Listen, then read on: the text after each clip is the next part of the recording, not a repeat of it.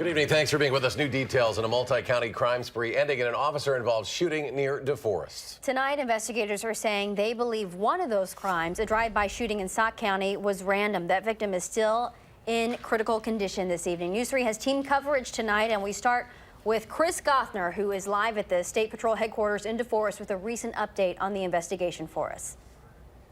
Hi, Michelle and Eric. Well, this afternoon, we learned more about the Columbia County deputies who shot that suspect just a few miles up the interstate from where I am here in DeForest. Those deputies are 9.5 and 4.5-year veterans of the force. They're on administrative leave pending the outcome of the investigation into the shooting, which is standard practice. Deputies say that suspect was armed when officers shot him, and Dane County Sheriff Dave Mahoney says the suspect's actions put interstate travelers in grave danger.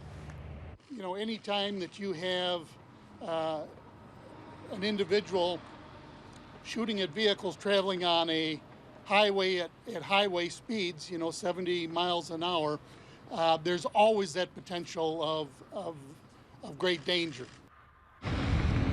Deputies say the suspect was headed south from Sauk County following that drive-by shooting.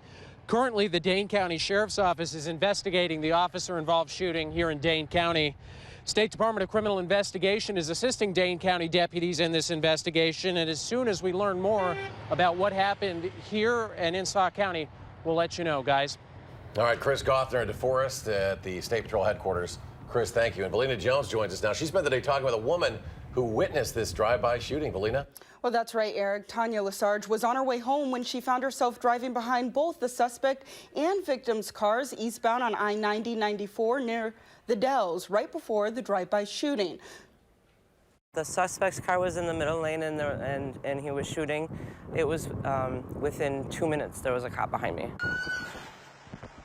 Investigators are calling this a random shooting. Lesarge said she didn't see the actual shooting, but immediately saw the cars in front of her swerve out the way. This video was shot after that. Lesarge was one of the many who was stuck in traffic for 2.5 hours, but said it wasn't until she got home that she was able to actually process what had happened. You don't even think about it. I didn't even think about it till I got home. It took a long time till it really set in. But when I got home, I definitely did kind of have a little bit of a breakdown and just realized, that's pretty close to something tragic happening. Officials say the 20-year-old suspect shot into the victim's car 3 times, once hitting a woman in the passenger seat. Her husband and 2 children were also in the car at the time, but were not injured. The family was on their way back to Illinois from visiting the Wisconsin Dells. Now, the woman remains in critical condition. The Sheriff's Department is not releasing the details of the victim in Sauk County, but a spokesperson for the U.S. Drug Enforcement Agency confirms that the victim's husband is a DEA agent, but declined to further comment out of respect for the family. And again, they're telling us it appears to be random. Very frightening story. Valina, thank you. The chain of events actually started more than 8 hours earlier, some 80 miles to the east, I should say, in West Dallas. Police there were called to an apartment building shortly before 7 a.m. They responded to a report of a burglary with shots fired, and our Dave DeLozier picks up the story from there for us tonight. Dave. Eric and Michelle, when those officers arrived, they found the resident of the apartment with injuries.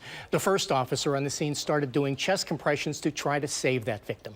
That victim, 42-year-old Gabriel Sanchez, died from those injuries. This all happened in the 2300 block of South 92nd Street. While first responding officers worked to try to save the victim, others worked to evacuate the apartment building. A neighbor was awakened by the sound of the suspects trying to break into Sanchez's apartment. Yeah, there was 2 pops. Then I heard him say, "Open the effing door," and then he left, and I looked out the back window, and he went with the SUV, took off, so. Now investigators are still trying to determine exactly who is responsible for Gabriel Sanchez's death, and they are asking anyone with information about this homicide to call the West Dallas Police Department. Report. The sheriffs from Dane, Sauk, and Columbia counties, by the way, also emphasize the importance of the public in this case. They say if anyone has any information, or witnessed the shooting or the chase, they are asked to contact the sheriff's department right away.